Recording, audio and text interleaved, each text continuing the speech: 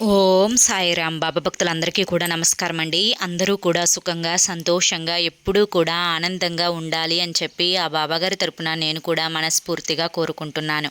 ఈరోజు బాబాగారు అందించే సందేశం ఏంటి అంటే కనుక, తల్లి, నువ్వు ఎదురు చూస్తున్న బంగారం ఏదైతే ఉందో అది నీ సొంతం కావడం లేదు అని చెప్పి బాధపడుతూ ఉన్నావు కదా. అయితే ఆ బంగారం నీ సొంతం అయిన సమయం రాబోతోంది. ఇది మాత్రం నువ్వు నిర్లక్ష్యం చేసుకోకమ్మా అని చెప్పి ఏదో తెలియని సందేశాన్ని ఈరోజు బాబాగారు మనకు అందించాలి అనుకుంటున్నారండి. మరి బాబాగారు ఏ సందేశం అందించినా కూడా అది మన భవిష్యత్తుకు పునాది అని చెప్పి మన అందరికీ కూడా తెలిసిన విషయమే కదా.